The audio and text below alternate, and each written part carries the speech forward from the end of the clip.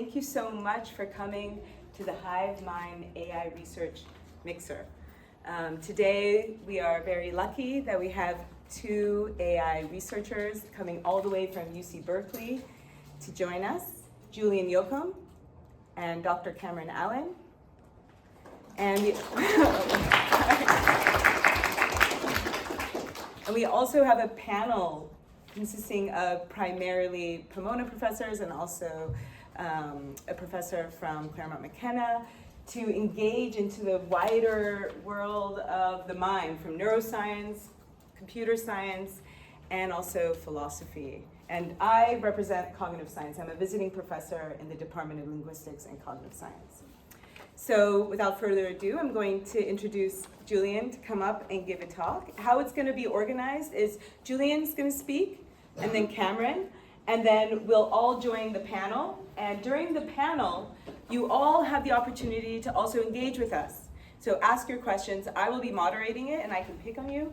If you don't feel comfortable raising your hand and asking a question, you're also more than welcome to use the paper and pen way. I'll just leave some paper here, and you can write your questions and place them here, and I'll go and get them and read them to the panel. So Julian's a graduate researcher at the Center for Human Compatible Artificial Intelligence at UC Berkeley, where he studies brains, human and artificial. His work has promoted cooperation in AI systems and revealed novel structures in neural representations. His interest lies in foundational questions of science and philosophy, especially those that resist being placed within a single discipline. His aim is to do research which elevates rather than reduces the nature of the human. In his free time, he plays piano, hikes, and engages in very great conversations with me and Cameron. So without further ado, I'm very happy to introduce you to Julian Yocum.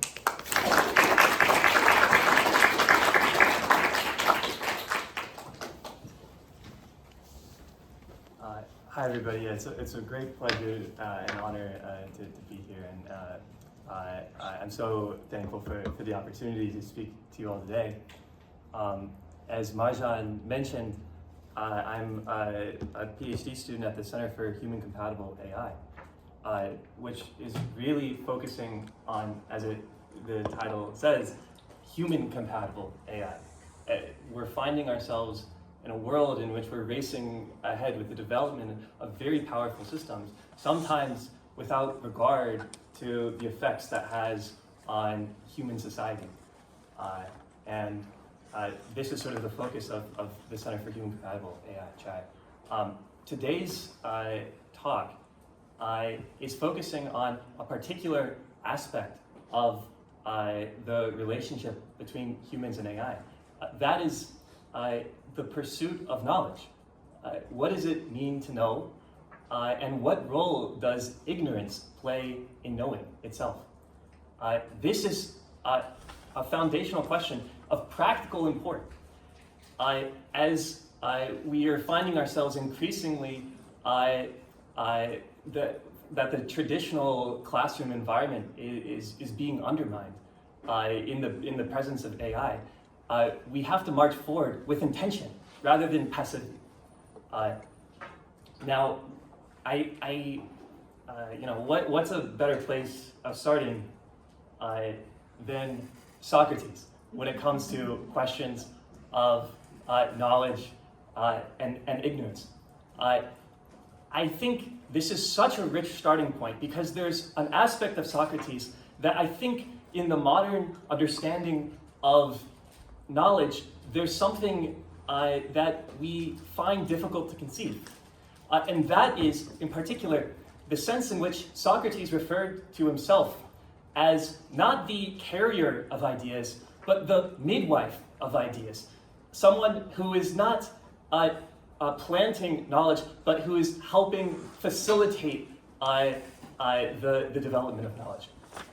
This is such a fundamental insight that I think it presents radical implications for how we formalize modes of understanding today. So how do we formalize modes of understanding? Well, the dominant conception is what we could call uncertainty, right? So, especially beginning with Shannon, Claude Shannon. Claude is another name we recognize for different reasons today. We find a formalization of knowledge as information.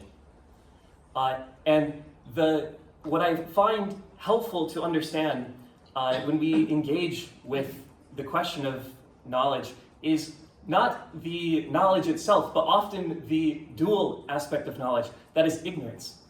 Now, what is the dual of information? Uncertainty. How do we picture uncertainty? I picture it something like this. It's an uncertainty, it's a picture of ignorance that is a void, an empty space, a chasm, something to be filled, right? But to get a little intimate for a second, not just to talk about the abstract void of ignorance, but your void of ignorance. Now, this is presenting a duality, right? Because there's you, the one sitting in the seat, and there's me up here with my so-called mass of information, right? This is the picture, I think, of the sort of traditional classroom as viewed in the context of modernity, and is implied by the picture of information of knowledge as information. And of course, what does education look like in this picture? It looks something like this. Learning as some process of simply the movement of mass. Education as mass transfer. I think it's no accident when we have this kind of image in our minds that it leads some, as it did William Godwin, to refer to education as despotism, a picture of learning that fills. Now, I think one tear that we begin to see in this picture are certain fundamental questions that are difficult to account for. Why is teaching so hard? If it's simply the movement of information, you're sitting here, I have this wealth of information, why is it so hard to inspire knowledge in students? And what do we mean by prerequisite knowledge? Why should it be that some information has to come before other information? What do we mean by the student's perspective? Why is it so necessary for the teacher to regress to a place of prior unknowing when engaging with a student? And finally, why must we think for ourselves? What is the role for thinking for ourselves when we're presented with a picture that looks passive, that looks like one of simply receiving? Now, to engage with some of these questions, let us descend. Let us take this skeptical descent into the void of ignorance.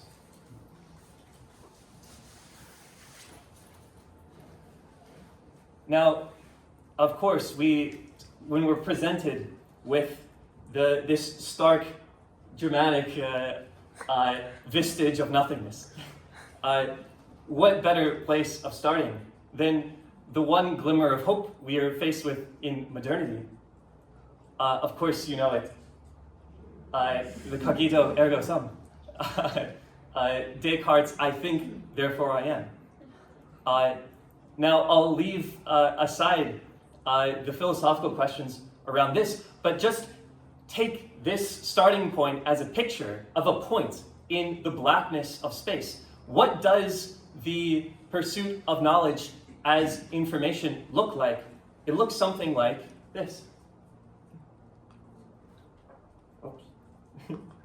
Not like that.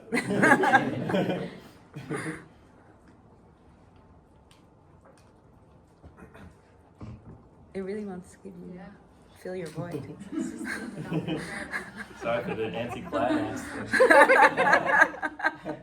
Something like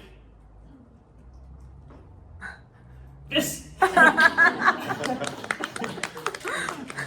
The ever-growing expansion of information. Now, what I find to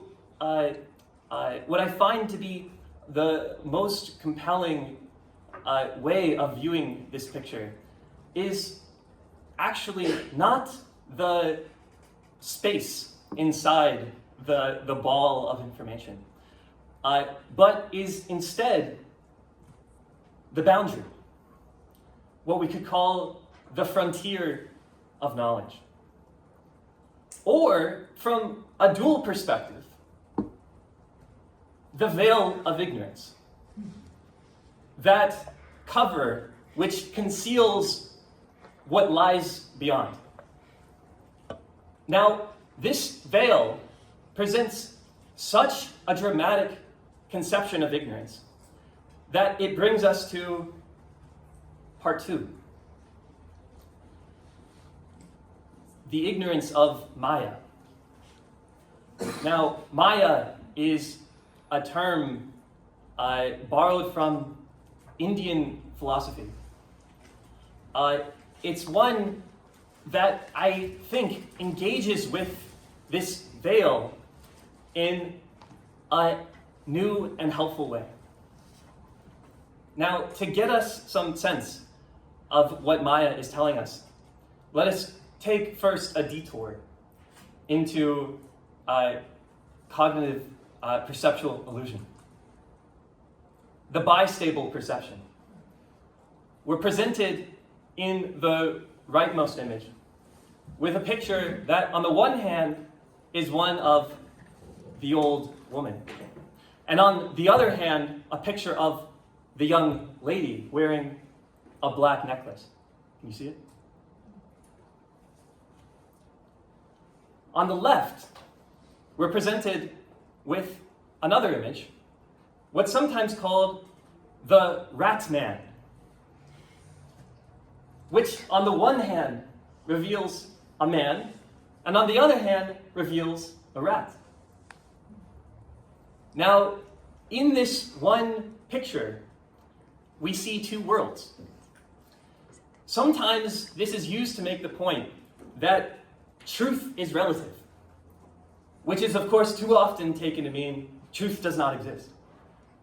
Instead, I wish to use these images to point to the sense in which truth is multifaceted, complex, even contradictory.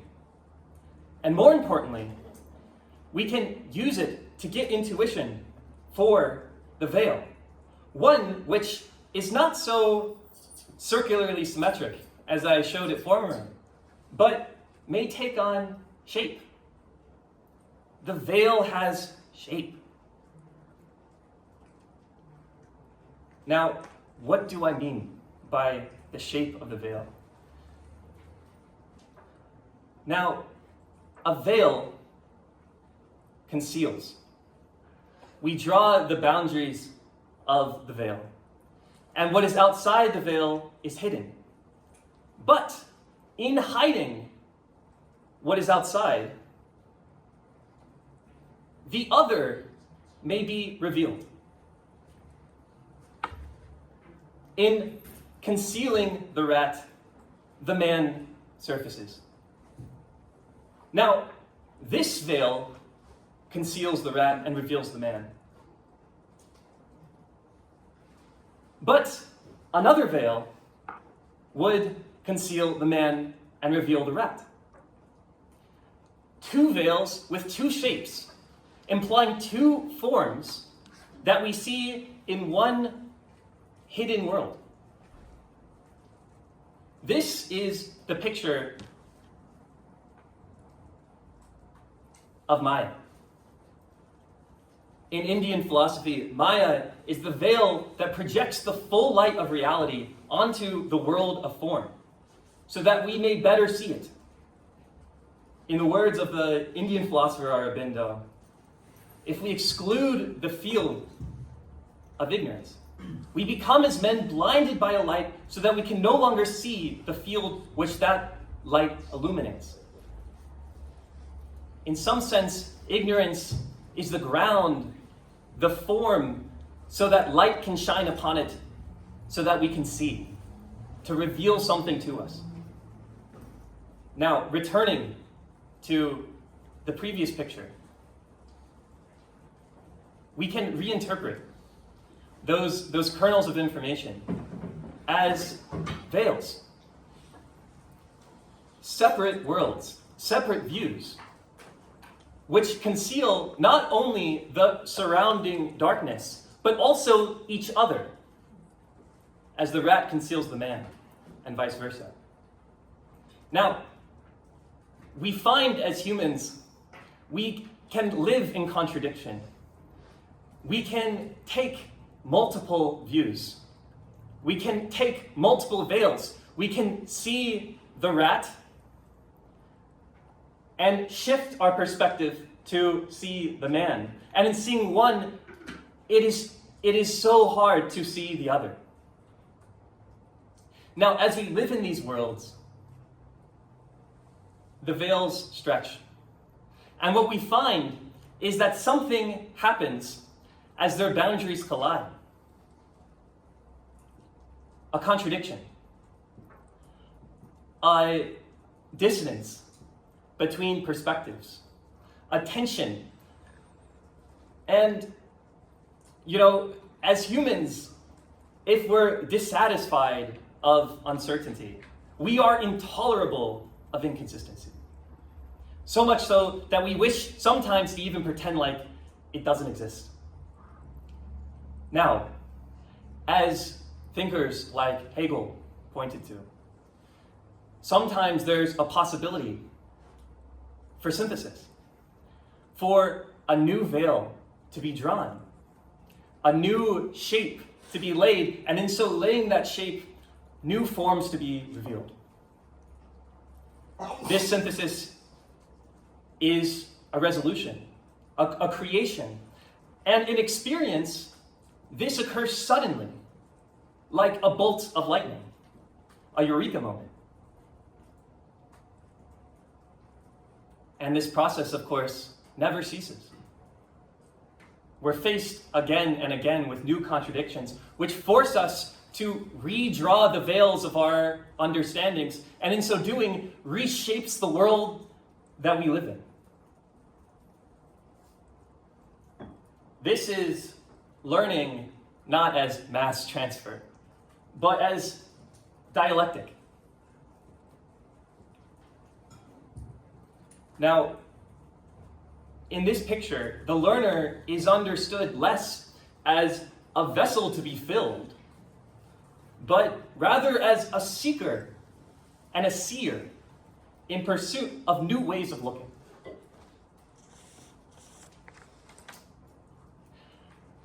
Returning to the rat man, we find that when we examine each of the individual pieces, our minds flip through the possible interpretations. And in interpreting one, we find tensions between the interpretations of the other parts. Is the large region here a tail, or a chin, or even a rope, or a snake? And it's in these tensions between the pieces that we find a synthesis. But notice, so too can we find another synthesis. And it's in the movement from the local to the global perspectives that we find that new contradictions arise. A contradiction at the global level that didn't exist at the local level. Now, we find signs of contradiction in the world all around us. Probably most infamously in the veils and dueling ontologies of general relativity and quantum mechanics. Each provides provides a different conception of the forms of the world. And as we return to this picture, we also note that sometimes in trying to resolve contradiction, we can do it in a way that doesn't synthesize, that rejects the contradiction, that resolves the contradiction by splitting, by breaking, by seeing the parts as parts. We often believe, especially in the natural sciences, that reduction is the best way to solve our problems. We are inclined to think in fragmented ways, to break the whole into pieces so that we say, all there really is of the rat man is squiggly lines. But by reducing, we've lost the possibility of seeing the harmony of the parts into a greater whole. We're presented with a new picture of knowledge. One that doesn't fill, but one that reveals. Thank you.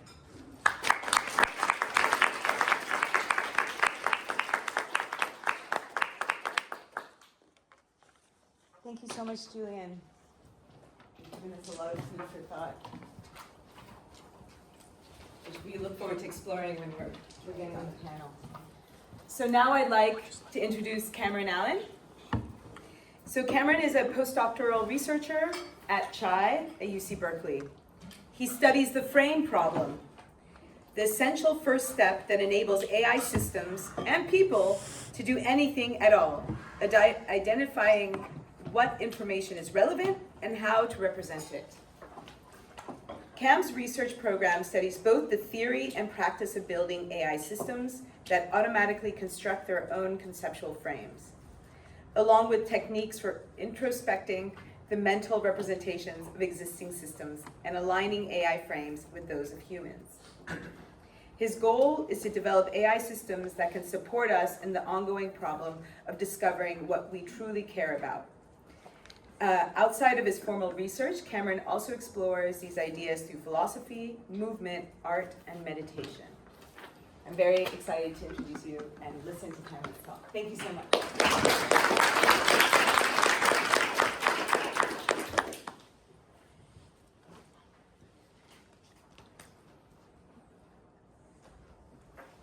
Hey everyone, so excited to be here. I think I'd like to start with the big question that I'm sure is on everyone's mind in here, right? How am I going to get a job? Right, because we're in the age of AI, and AI is threatening to take sort of everyone's job. We're talking about potentially artificial general intelligence. That means artificial intelligence that can do all the things that a human can do. All the things that one of us who is trying to get a job can do, which means the job that we're trying to get. So I would like to argue that underneath this big question is a deeper question. And that question is, how do we find meaning, value, purpose in our lives? If our worth is our work, what happens when we can't find a job to do? And it's fitting that meaning is depicted here as coming from a book on a pedestal, because often in our history we have sought meaning from books. There is even a book for this very purpose. So Viktor Frankl was a psychologist who experienced concentration camp in the middle of World War II. And the translation of the title in the German is "Nevertheless, Say Yes to Life. A Psychologist Experiences the Concentration Camp." And when the book was translated into English, the title "Man's Search for Meaning" was given to the book. So before the internet, we used to search for meaning in books like this. We have the internet now, so when we want to search for something, we just type it into this box. Well, actually, that's a bit dated now. Now we type it into this box, right? Now we have Search 2.0. New box, nice muted color palette. And so we're ready to go. Claude is ready to help. And if you haven't seen it yet, we also have Claude Code now, right? And this is why many people are worried about finding a job. This is Claude Code. And you can ask it to do things for you. Like we can ask it to add a new page to my website with advice for students based on my research. And it'll just do things for you.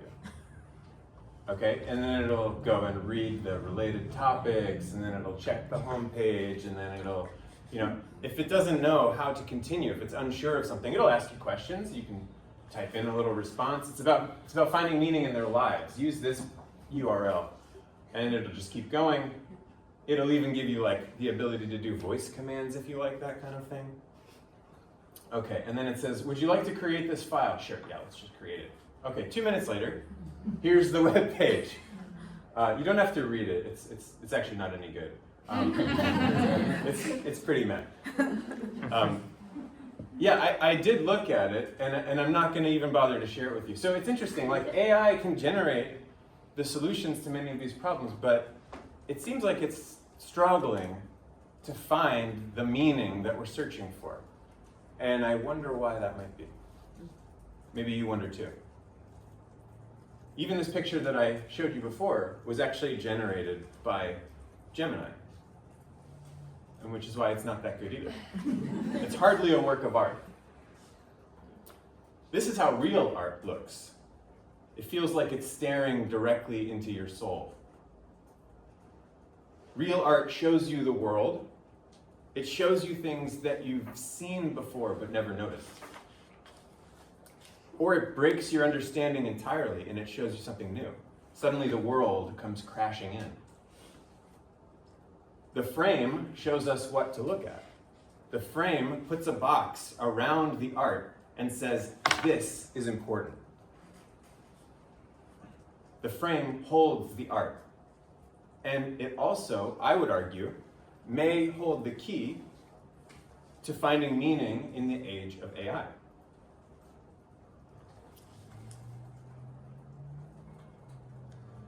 So this question about the frame, where does it come from, is often called the frame problem. This name was coined by Daniel Dennett, who was a philosopher. He studied minds, free will, consciousness, AI, religion. Actually, he didn't coin this, he recoined it technically because someone else had coined it before, but I like his version better, so we can say that he coined it. The frame problem is essentially, before we can do anything at all, what is important and how do we represent it in our mind? And this is not really a problem until you realize that we need to choose an appropriate frame for what we're doing. And there are many choices of frame. So in AI, this problem comes up like this. So we have a robot. It's interacting with the world. It sees observations and it takes some actions, and this process repeats for as long as you like. Now sometimes we add rewards here, and we call that reinforcement learning. But what this is an interface. Okay? It's an API. It says, this is what goes in, this is what comes out. It's also a frame. It's also a cartoon. And you know it's a cartoon because it's waving at you. But it's a cartoon because it's an abstraction, right? This is not the world. This is a depiction of the world. This is a representation of the world. This is something in our world model. We have a mental model of what's going on here, and it's not the same thing as the world. An abstraction forms a different interface than the interface that we would get if we changed the frame, if we looked at the world directly.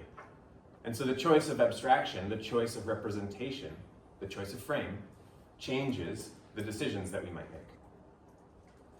And so we can get technical and we can introduce some math. And don't worry, there will be pictures for all the math. So if you don't like math, you can just stare at the pictures. So we have in a Markov decision process, which is one possible frame that we use in AI, we have a set of states, a set of actions, we have rewards associated with state action pairs, and then we have a probability distribution that says what happens next after a state and an action. Here's an example to make it concrete. Let's suppose we have this pendulum. The states will be the angle of this pendulum. The actions will be what torques we apply to this hinge. The rewards will be +1 if you're in this region and 0 otherwise. And then we can talk about the transition function, the next state distribution after we take an action. And so for this particular picture of the pendulum, what's the next state? To the right. To the right? Like, Maybe to the left? Maybe. We don't actually know, right? Because it could be swinging in, it could be swinging in this way, it could be fixed in place. Unless we have some velocity information, we don't actually know what's going to happen next. And so essentially our frame was incomplete. Our frame wasn't enough to model this problem. But if we put the velocity information in there and we look up the equations online and see if we maybe even got them right, we could write down the transition function like this and crank through the math, and maybe this is a happy picture, and now we can model this problem. So different frame, maybe it's a little bit better description of the world. But in general, if we don't have this information, and we don't know what information ought to go into a frame until we start interacting with the world, we might not know how to represent either of these things. We might not know what the states even are. And in general, we don't even know what the actions do. We just sort of have labels. This is sort of what classic reinforcement learning allows us to do. So this is a hard problem to solve, and it's not necessarily clear what the frame ought to be. Essentially, you're the robot over here, and you're just looking at that, and you're like, well, what am I supposed to do? Okay, but that's just one frame. This is the Markov decision process, the MDP. There are also partially observable versions. There are things called bandits. There are things called contextual bandits. There are goal-conditioned MDPs. All of these are different models, different frames. And we don't need to go into the details, but all I need to say is that we typically take the frame for granted. In AI, this is something that is provided to the robot in advance by the system designer, not something that it has to find for itself. And the problem with this is that for any open-ended task, where you might have to do one thing followed by another thing, followed by another thing, no matter what frame you pick, there will eventually be a task that requires information that you excluded from your frame. And that's essentially the frame problem. And this is a problem not just for AI, humans too. We usually have trouble seeing our own frame. So let's go back to some modern AI, our friend Claude. What assumptions does Claude's frame bake in? Can you see the frame?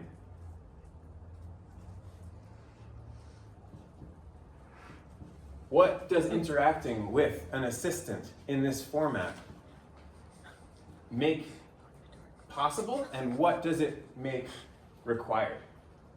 If we model AI as an assistant, if we model AI interaction with a human as a conversation, what requirements does that bring with it? How can we reimagine what this picture looks like in a way that produces meaning for us? So I want to offer another frame, a new vision for AI, a new frame. We'll start with this axiom. Humans have preferences. Let me know if anyone objects. Okay, good. Axiom 2, human preferences change. Has anyone experienced this? Okay, great. And we don't always know our preferences. Sometimes we have to experience something in the world to figure out what our preferences are. Sometimes we have to tell someone what our preferences are and then say, actually, no, that's not right. My preferences are something slightly different. And then there's the question of what should AI do in this picture if we have these axioms? And I would argue that AI should help us to discover what we prefer. This is what will lead us to meaning. So what are preferences? Let me start with a quick story. Does anyone know what this fruit is? Mangosteen? This is a mangosteen, yes. It's the most obscure fruit that I could find. Once, recently, a friend of mine offered me a choice. Would you like to try a mangosteen? And I had never tried a mangosteen before. I didn't even know what a mangosteen was. And so I was faced with this choice. On the left, I had the mangosteen, and on the right, I had no mangosteen. Okay? This is a potentially very complicated choice. And so I could model this in my head. I used my Model 1, which says, if I choose the mangosteen, well, there's maybe an 80% chance that I like it and a 20% chance that I hate it. If I don't try the mangosteen, I don't know whether I like it or not, right? And so this was Model 1. And then I was wondering whether this is a good model of this problem or not. And then I came up with Model 2.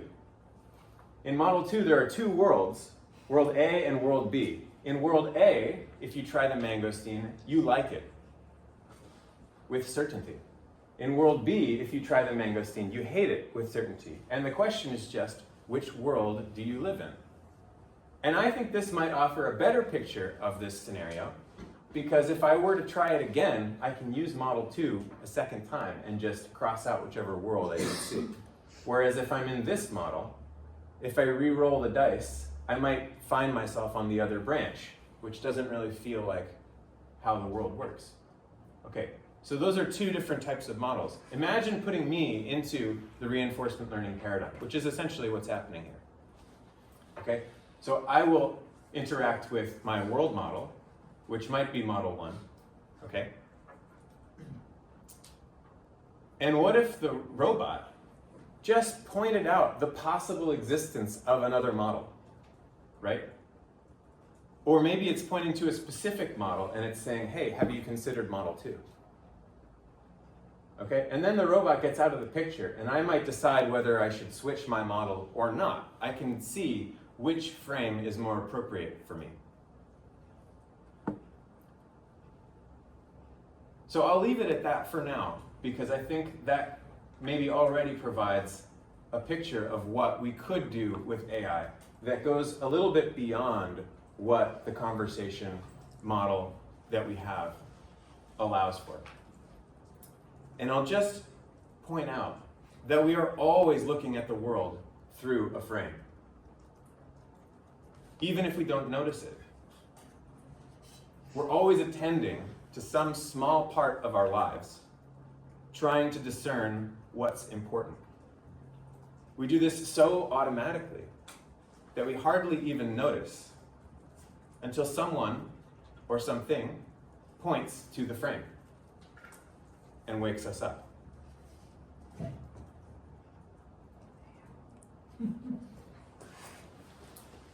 you.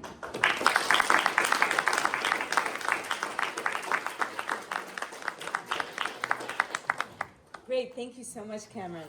Can I ask all the panelists to please come sit? Professor of Computer Science here at Pomona College.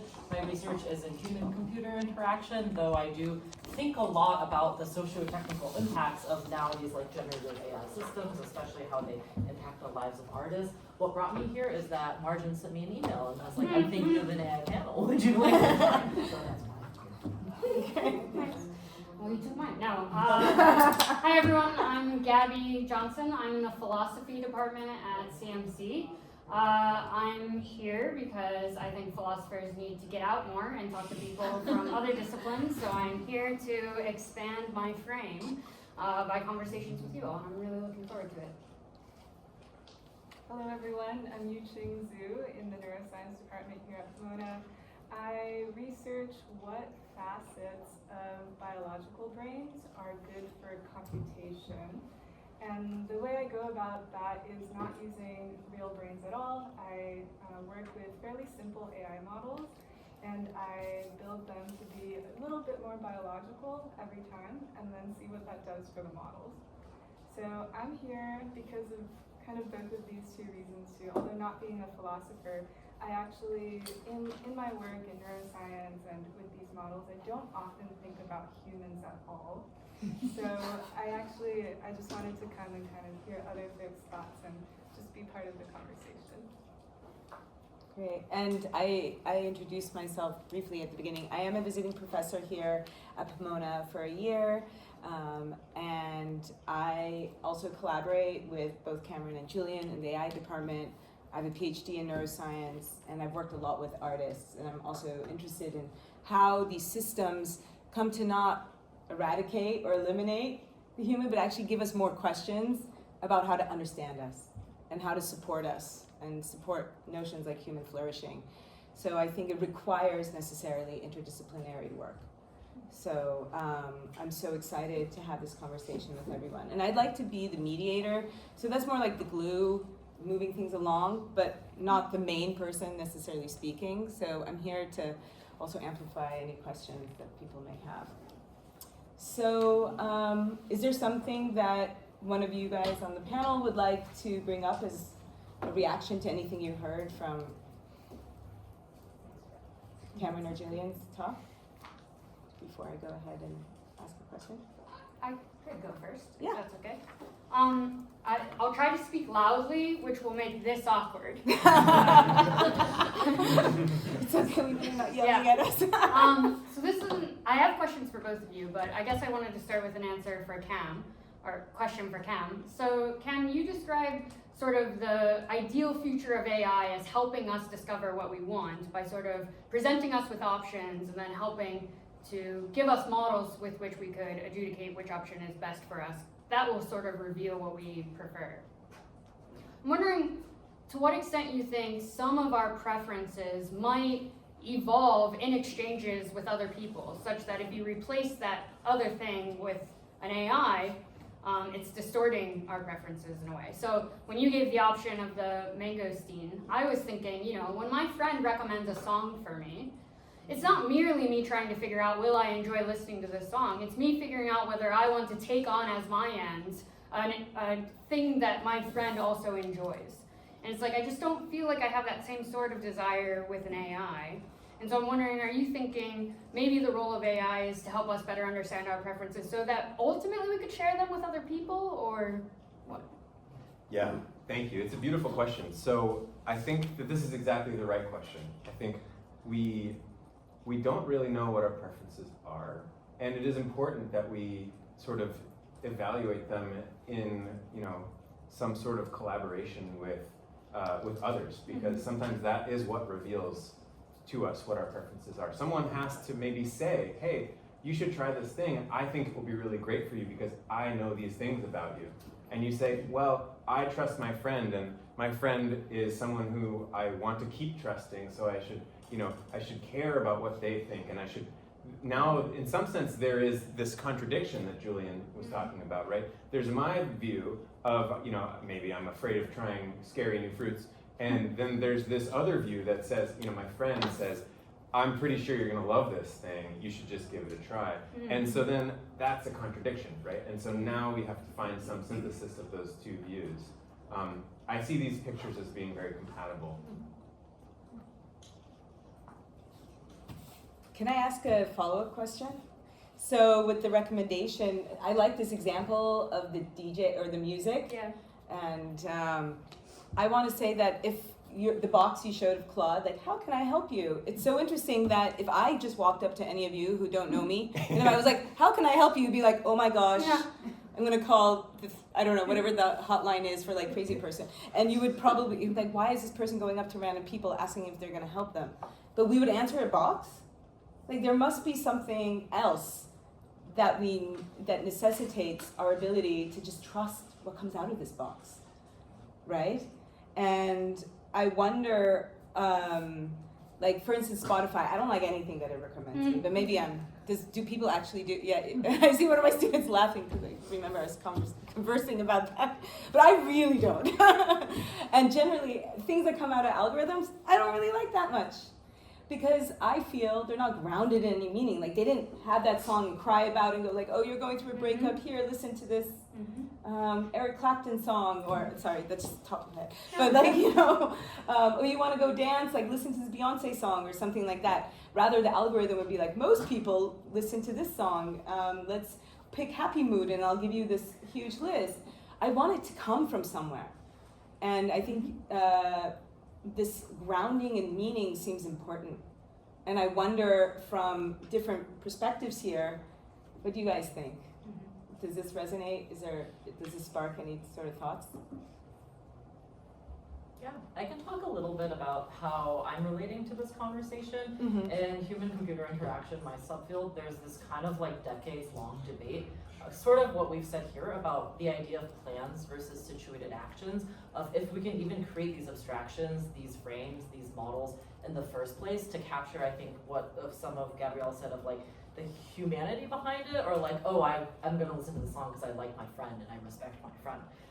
So for instance, in your mangosteen world example, I was thinking, like, if my friend gave me a mangosteen, is it that I would love it or hate it? Why is it not that, like, oh, my current toothache affects how I feel about it, or like what I just ate before it, or like if I just feel neutral about it, or I have a reaction but I mask it a different way because I want to be like presentable and amicable to my friend, and all these things. And I think that's a big challenge of computer scientists, is to figure out like how can we still make meaningful progress in orienting ourselves to this world without having reductive abstractions. Because I think as computer scientists, we are very powerful in that we get to decide these frames, we get to decide these worlds and encode them in the systems that we create, but they will always be leaving someone out. So it's like, how can we make sure we don't leave out the people we necessarily want to? Yeah, that's beautiful. I think if we use abstractions, we will always exclude something. That's what an abstraction is, right? It's by definition, it's trying to exclude as much information as possible while we can still do whatever the decision making was. That's a good abstraction. If an abstraction preserved everything, it wouldn't be an abstraction. But an abstraction is only as good as the things you're trying to do with it. And so you have to keep that in mind, and you have to keep your abstractions flexible so that you can adjust when you find that they're not serving you. Yeah, for sure. In my own work, I'm like, it's one thing to make abstractions flexible. I think it's another thing to even have like the people impacted your systems, the end users, give them the ability to make their own abstractions. But then it becomes very technically challenging. So, Yes, you have a question for Are me? we opening up to questions? Pardon? Are we opening up to questions? Yeah. Oh no, it's always open. I sorry if that wasn't clear enough. We would like it generally to be open. It could be just part of the flow of the conversation. So I'm happy to provide questions. Cool. I thought this talk was amazing. I have a really strong interest in this stuff. I'm a senior cog-sci major here at Pomona, and recently I went to a talk called Art in the Age of AI. It was also like facilitated and hosted by some other 5-star professors, including art practice, art history, and philosophy. I think you were there as well. And something that I learned that I thought was interesting is the argument of like art solely being relevant to the context of the artist and the perspective of the artist. So the idea that they maybe have a limited personal perspective or knowledge is kind of the main contributor to that art. So for example, like the idea of a scholar stone in like Chinese culture, if you just see a stone that you think is beautiful, you can pick it up and that can become a work of art in itself, but it's kind of attributed to the perspective of the artist, right? So I'm wondering if you guys think that that argument can be kind of applied to the human condition overall, like is personal perspective and knowledge context dependent, and if so, how can these AI systems that are kind of like infinitely accumulating knowledge be like real or valid or fruitful for us who have such limited context?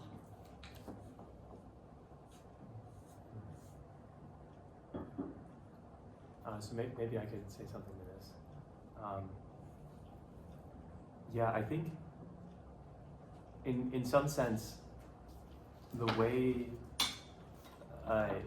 we train current models, especially like the language models, is we're sort of training it in a way that like the thing that we want it to be is like this sort of like universal perspective or something. This omniscient, all-seeing perspective, But of course, it can't be that, right? Like because like in like trying to make it be every perspective, it becomes like one perspective, like the omniscient, AI perspective. I take your point well. I think yeah, it's like the human has a particular context, and it does seem like, yeah, the value of the artist to place their work in that context. But even more so, I find that what really moving art seems to have as an aspect of it is the sense in which it is a movement between frames. It's not a static frame. Like the art that is compelling to us is the art that transforms. There's something that at the end of the process is not the same as it was before. And in that sense, my suspicion is that any world in which we fix the frame finally is a world devoid of meaning. Can I push a little bit on that? So when you say art that transforms, do you mean that it transforms the viewer? Where is the transformation happening? Because what I also see is that we're constantly seeing AI here, human here, right? Do we have to think about it like that? And what would be more thinking in collective ways and thinking about spaces that we have merging engagements? We think that we're engaging in the box or working with these systems. Where is the work happening? Is it in that space, Claude Code space, or the chat space, or is it within us? And is there a litmus test to that? And so going back to the question of art and the artist, what actually constitutes an artist? This is something we could all think about.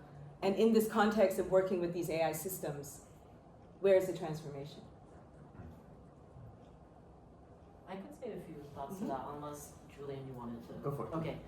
So also in regard to this question, I think humans make art to make meaning. Like, art is not financially incentivized in this society, but we all love consuming it. Like, if you had a long day, what do? You watch a movie, I don't know. And I think art is one of the great pleasures of human existence, right? Or, yeah, I guess it's one of my streaming sites. I think there's this paper that I make all the students in my elective read by Henry Jiang called AI Art and Its Impact on Artists. And in that paper, the authors make the argument that these LLMs, these diffusion models, these image generators, cannot be considered artists because their inputs are as sort of data and numbers. And humans comment on meaning, humans create culture, consume culture, and respond to culture, while these machines, they don't necessarily have a sense of what even culture means because it's all flattened to just numbers and representations and abstractions around this. So I think in this case, the role of these generative AI systems with human artists is that I often see people who are very successful when they use them as tools, as things that they can take advantage of or use in their existing workflows or maybe disrupt their workflows and make them think in different ways. But all the reaction, all the meaning making, all the art making is happening intrinsic to the human itself. So maybe I see a future where these systems are being used as tools, but I certainly don't see a future where these systems are being considered artists themselves. Yeah, there's a kind of an intentionality missing from this picture. There's you can think of the recommender system, the YouTube algorithm or the Netflix algorithm that's recommending you the movie to watch, as having an objective to make you stay on the platform, but it doesn't care particularly about the movie it's recommending. It doesn't like that movie. If it's making art, it doesn't have a point it's trying to get across. other than the one that you prompted it Exactly. to get across. It's your point. It's your point, right? So when you say, please make me a library with a book that says meaning on it, with a shaft of sunlight coming through the window, like that was me who wrote the prompt, and then an image came out, but there was no meaning that it was trying to express other than the one that I laid out. I agree with all of this completely. I think it's very interesting that you brought up the example of the scholar's stone, because that's an example of like nature created the object, the art object of the stone. There's no human artist behind it, but there can be a human artist in the sense of I behold it and I derive aesthetic pleasure from it and I choose it and now it is art. And I think that's where, I'm not being an advocate for AI art, but I think that's where people maybe get a sense of, I can view AI art and I can also derive aesthetic pleasure from it. And like, I'm going to choose it to include in a presentation for my class, or I'm going to, so I think that's where it kind of gets tricky. It's a curation activity. And I think doing curation is absolutely a form of doing art. But yeah, I think it gets conflated with the creation activity. Yes. Hi, I had a question. It's not related to AI art, so if anyone else wants to jump in on that, that might be better. But thank you for your time, all of you, and for the talks. Really made me think about a lot. And one of them was in your talk, Julian, about the difference in framing, you could say, between information or knowledge as mass transfer versus a dialectic, I think is what you said. And how in the modern classroom, usually, there's an idea of a professor and students, and how their social roles are different, and how they're asymmetrical. One teaches and has the knowledge, one receives and doesn't have the knowledge previously. And I'm kind of wondering, I study sociology and linguistics, and so how I view the world is everything is socially constructed, and I view people in teaching roles as having socially constructed goals, and how each individual's goals in life dictate the nature of that dialectic relationship, and their social experiences dictate what they can teach others. And I'm kind of thinking, like, with AI's context, or where AI gets its data and learning from, I kind of think of it as social, not in that there's like sociality to it, but in more that it's collective data from many people. But they don't, like AI doesn't necessarily have the same kind of social experience that humans have. So I'm kind of thinking like, assuming that AI's goals are different from people who have life experience, which shapes their goals, like how AI's goals will then shape the nature of the dialectic that they have with a person. Does that make sense? Yeah, I liked how you sort of were getting at the fact that even when we place the frame of the information as mass transfer onto the classroom, we find that that's not sufficient, right? Because like really, actually, there's like the social context of like the teacher, and they have that whole dynamic is mediated, and so really there is a dialectic, and so on and so on. And I think that's like exactly the right instinct. And it's like, yeah, another kind of like thing driving to this point of like, like this first frame is sort of insufficient. But to get to the point of AI, Cam and I and others at Chai are, like we're very like unsure about what is the role that AI plays in the dialectic.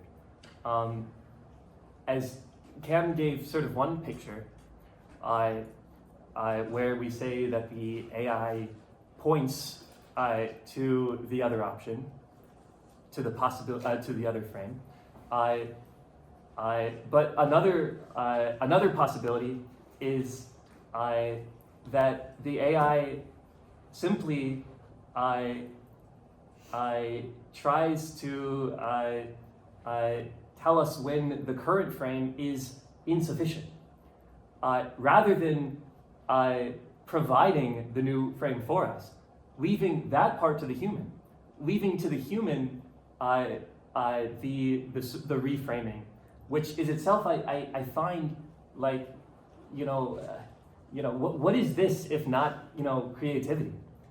It is the ability to like break the frame and then like reform it around something new. Like in some sense, like maybe one world here is the one where we leave that to the human. But the AI can still have the role of poking us and saying, hey, is this frame sufficient? Is this frame sufficient? Hopefully that helps. So I want to be really respectful of time, and I know we're already 5 minutes over, but I remember that we spoke as a group, and we wanted to leave you with some hope. To not leave you with the big question of how you're going to get a job, but like give you some resolution. Because so many times we'll be like, this is the problem, this is the problem, this is the problem. Look, we can say it really fancy, but we don't tell you any solution or resolution. So I thought as we say ciao to the panel as this, and then open it up there so we could all speak together and enjoy all the lovely snacks which Wendy and Sarah so lovingly organized for us. What advice? What can we walk away with that gives us a bit of hope? Do I have to start? No, I can start because I put myself there. Guys, first of all, it's hard. There is no easy answer. I highly recommend you to use what's at your disposal to ask the hard questions, to get frustrated. Don't walk away from frustration. I call it something like meaningful friction. This is something we've been discussing. Seek that type of friction. Engage with people that make you more confused, not less. Don't find yes men, yes people, things that are just slick. Try to trip up, try to make errors, and then be curious about that. Why did I make that error? Why did I even call that an error? You don't have to know everything. You don't know how many times I've been fired or picked the wrong thing and then found another way. And I'm one of the lucky ones to say, I love what I do, okay? And I only got there because I tried things out and I made a lot of mistakes and I did things that were terrifying to me. And I showed my vulnerability along with my strengths. So I would say go there, and I think these systems have the possibility to do that. Don't be scared of them. If we don't just dictate the narrative, it's going to be dictated for us. So try to see it also in that way. I would say, there's one thing I left out in my talk, which is, where does the synthesis for the human come from?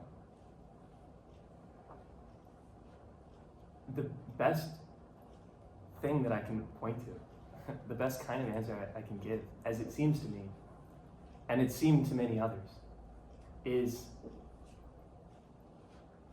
sit with silence. The information can become noise, and when you sit with silence, sometimes you can find what you don't expect. That was really beautiful.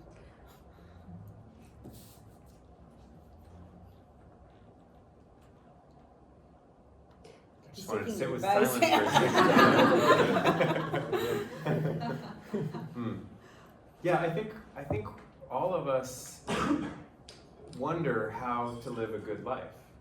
This is one of the first questions that humans even asked, right? There was, this spark of consciousness, and then we're like, uh-oh, what do we do with this, right? How do you go about existing as a conscious being in a way that feels authentic and true and meaningful.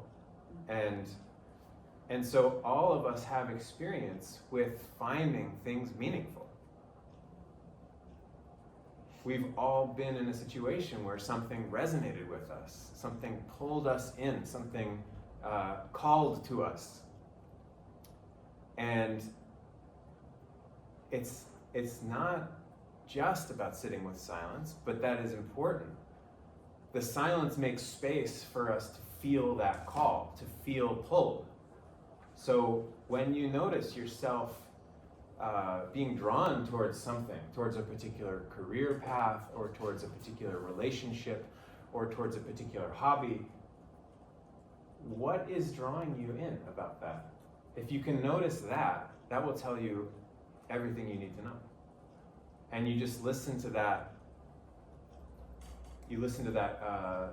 voice, that force, that call within you, and that will tell you how to live your life authentically and find meaning.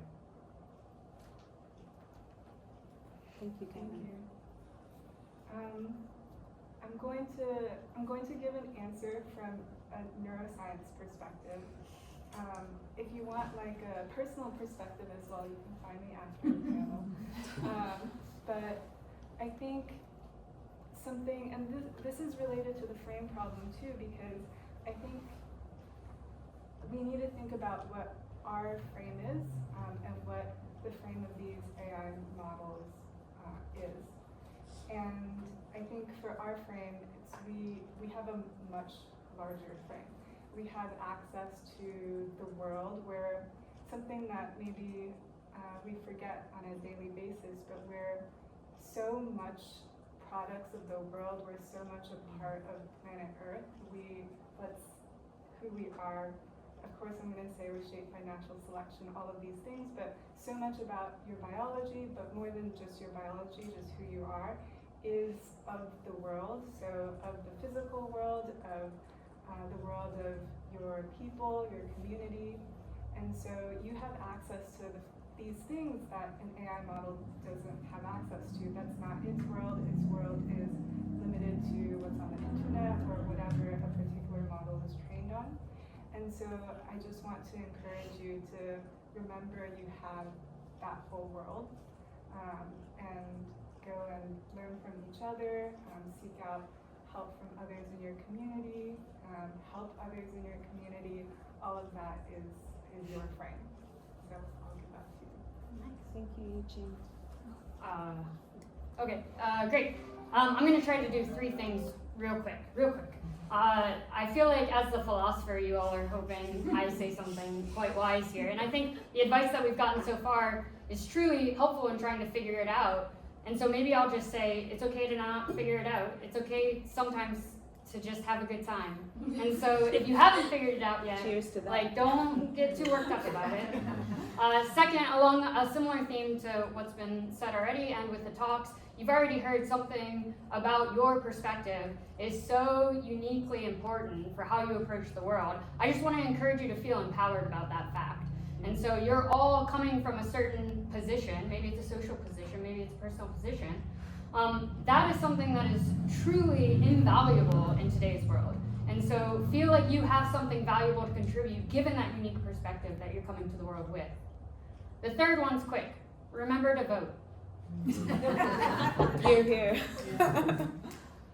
In this discussion about framing, I was reminded of Sarah Ahmed's concept of normative ground. So Sarah Ahmed's awesome. She's like a feminist philosopher. In her book, Queer Phenomenology, she talks about a normative ground, which is just sort of like the norms you always interact with until you are disoriented, and then suddenly something is like incongruous with that. So for instance, like the norms of a panel or a classroom until your teacher says something, you're like, that was wild, or like, that's really against my values. Or the norms of using image generators until you become friends with artists and they're like, yeah, but actually it's just trained on our stolen data, and you're like, oh, like, yeah, that is not necessarily the norm that I was thinking about. So I think to me, my like takeaway advice is we are living through a normative ground enacted by companies like OpenAI and Anthropic, and we're being forced to deal with the norms that they have set for us, and we're just trying to like make our way in this space. But you also have power to enact and counter normative ground, right? Like going back to these ideas of agency and like free will and individuality, like work towards the future that you want to see, like build the norms that you want to exist in. So that's my advice. Cheers to that. Thank you.